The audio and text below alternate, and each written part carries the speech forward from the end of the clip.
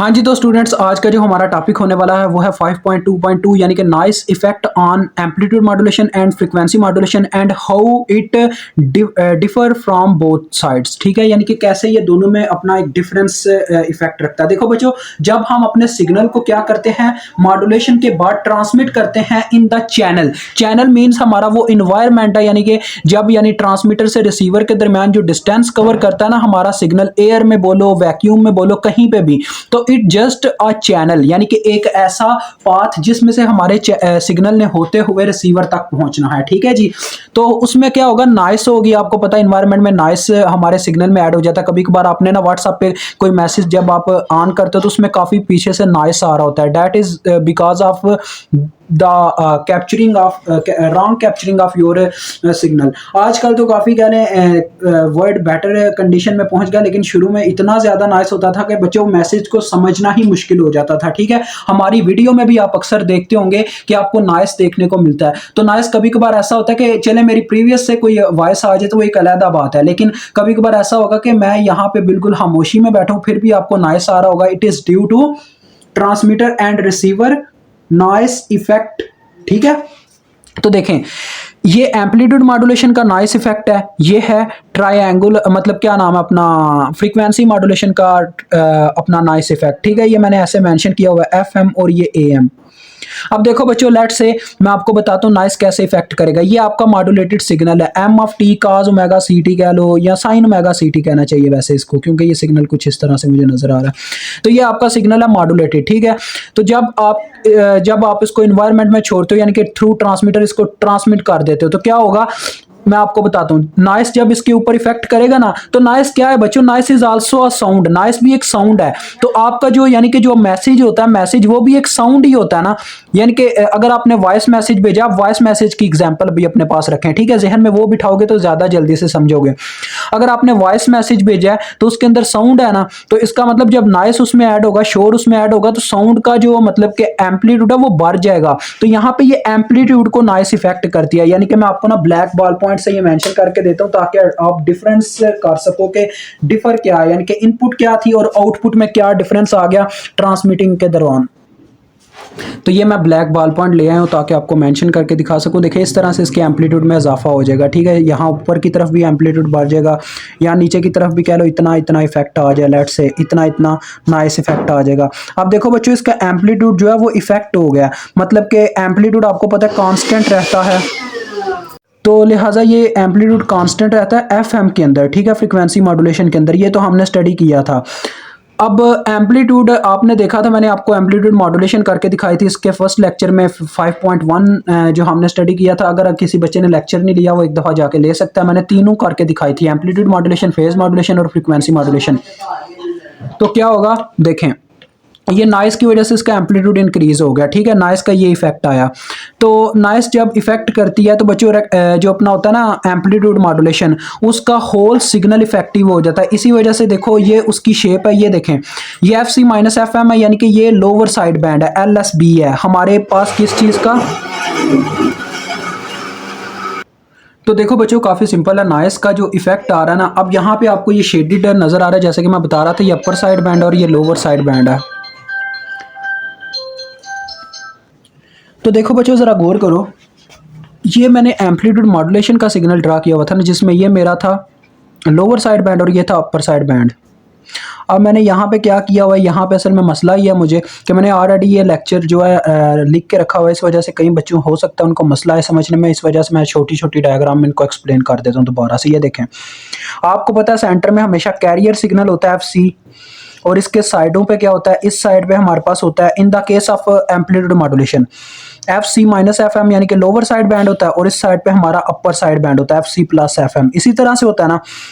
तो देखो इनका जो ये होल है यानी कि बैंड विड्थ बनती है यहाँ से लेके यहाँ तक, ये बैंड विड्थ ही होती है ना, आप सब जानते हैं यार बैंड विड्थ होती है अपर side band minus lower side band, उसका यही मतलब होता है यहाँ से लेके यहाँ तक का एरिया ये इसकी बैंड विड्थ है। तो मेन हम बात बैंड विड्थ की ही कर रहे हैं। ठीक है बच्चों, तो होता क्या है देखें, एम्पलीट्यूड बढ़ने से पता क्या होगा, एम्पलीट्यूड मॉड्यूलेशन है तो एम्पलीट्यूड को इफेक्ट होने से एम्पलीट्यूड मॉड्यूलेशन होल एरिया उसका बैंड विड्थ का क्या हो जाता है, इफेक्टिव हो जाता है, यानी कि उसके ऊपर इफेक्ट असरअंदाज हो जाता है। आप देखें क्या हुआ है, यहाँ पे साफ नजर आ रहा है, जहां पे फ्रीक्वेंसी मॉड्यूलेशन है यानी कि कैरियर फ्रीक्वेंसी है, जहां पे कैरियर फ्रीक्वेंसी का ओरिजिन बन रहा है वहां पे इसका इफेक्ट बहुत कम है। ये देखें छोटी छोटी लाइनें आ रही हैं। और जहां पे F C minus F M यानी कि जिस तरह से हम अपर साइड बैंड और लोअर साइड बैंड की करीब करीब जाते हैं वहां पे इसका इफेक्ट ज्यादा देखने को मिल रहा है नॉइस का। ये नॉइस का इफेक्ट है, क्योंकि बच्चों देखो हम कुछ भी बोलते हैं, जैसे आप देखें व्हाट्सएप में आप जब वॉइस रिकॉर्डिंग करते हो तो वो सिग्नल इस तरह से कुछ रिकॉर्ड हो रहा होता है, ऐसे वेव में ऐसे ही हो रहा होता है ना। जब आप बोलना छोड़ते हो ऐसे छोटी छोटी वेव आ जाती है, फिर जैसे बोलते हो फिर ऐसे आ जाता है। तो यार सारा समझाने के लिए कर रहा हूं आपको। देखें तो यही चीज है, जब नॉइस ऐड होती है तो इस तरह से इसके अंदर ऐड हो जाएगी। और नॉइस ज्यादा इफेक्टिव कहां पे होगी, अपर साइड बैंड और लोअर साइड बैंड के करीब करीब, यानी जब हम इस फ्रीक्वेंसी के करीब करीब जहां जहां होगा ना वहां पे ज्यादा इफेक्ट होगा नॉइस का। जैसे ये आपको नजर आ रहा है, देखें कितनी कितनी बड़ी वेव है।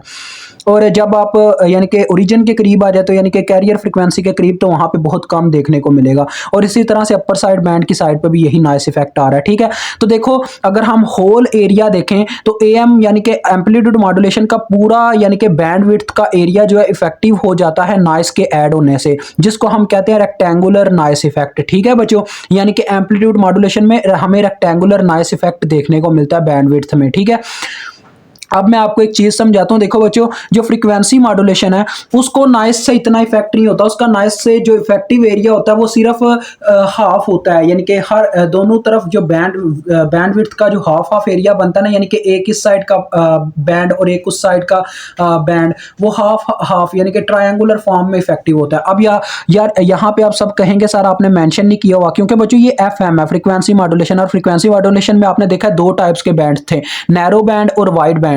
नैरो बैंड लो या वाइड बैंड लो, हम नैरो बैंड लेते हैं। नैरो बैंड में आपने देखा कि दो आपका होना चाहिए, आपको याद हो क्या था यार उसका नाम, टू टाइम्स ऑफ,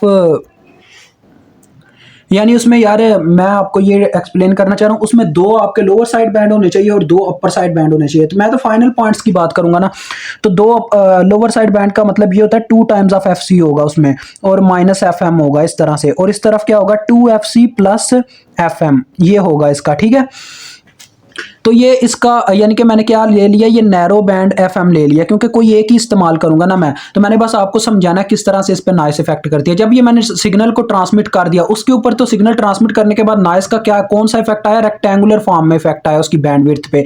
इसकी बैंडविड्थ में कैसा आया, कैसा इफेक्ट आ रहा है बच्चों, देखो इसमें असर वही होगा, क्योंकि इसका सिग्नल भी आपको पता है फ्रीक्वेंसी मॉड्यूलेशन का सिग्नल भी इसी तरह से होता है। बस क्या होता है कि उसके यानी कि एम्पलीट्यूड्स को इफेक्ट कर देता है, यानी कि उसका एम्पलीट्यूड बढ़ा और घटा देता है, इस तरह से ये इफेक्ट कर देता है। बच्चों ये लाजमी नहीं है बढ़ेगा ही, ये कम भी हो सकता है, कहीं पे नॉइस कम इफेक्टकारी हो, कहीं पे बहुत ज्यादा, तो इस तरह से ये डिस्टर्बेंस क्रिएट हो जाएगी आपके मॉड्यूलेटेड सिग्नल के अंदर। ठीक है, तो ये ट्रायंगुलर क्यों इफेक्ट हुआ, यानी कि ये होल क्यों नहीं इफेक्ट हुआ। देखो यहाँ पे एक चीज तो सेम है, यानी कि जहां पे इसका ओरिजिन है यानी कि जो कैरियर फ्रीक्वेंसी वाला सिग्नल है वहां पे यानी कि इसका इफेक्ट नॉइस का इफेक्ट बहुत कम है। जैसे जैसे हम इससे दूर जाते हैं यानी कि साइड बैंड्स की तरफ जाते हैं, तो वहां पे जो नॉइस का इफेक्ट है वो बढ़ता जाता है, यानी कि वहां पे नॉइस का इफेक्ट ज्यादा है, हाई है।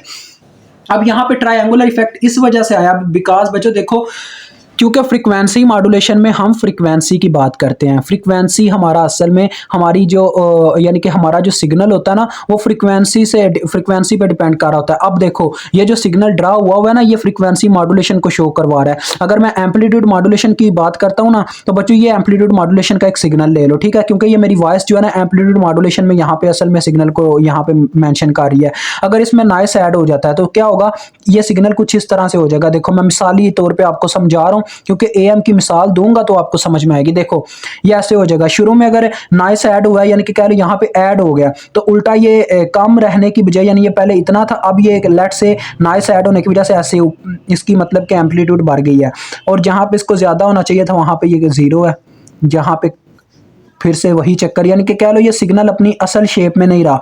तो आप ये चीज जानते हैं, ये नॉइस ऐड होगा समझ लो, ठीक है, क्योंकि एम्पलीट्यूड बढ़ेगा घटेगा यही फर्क होता है नॉइस की वजह से।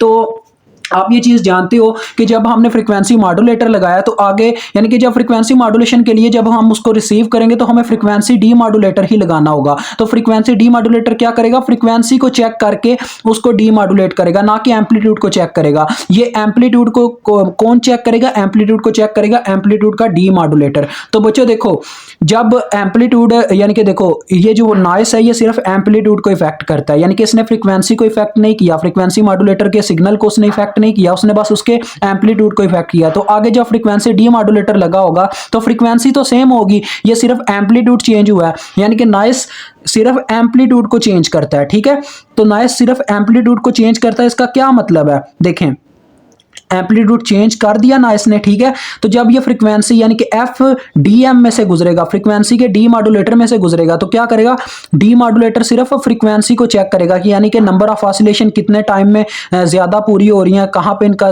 यानी कि कहाँ पे फ्रीक्वेंसी ज्यादा है, कहाँ पे कम है, वो ये चीज देखेगा, ना कि एम्पलीट्यूड देखेगा। तो लिहाजा ये मैसेज सिग्नल जो है बच्चों नॉइस से इफेक्टिव नहीं होगा, यानी कि इसका नॉइस की वजह से इसके ऊपर ज्यादा इफेक्ट नहीं होगा हमारे मैसेज सिग्नल पे। ठीक है, यानी कि हम डी मॉड्यूलेशन इजीली कर पाएंगे।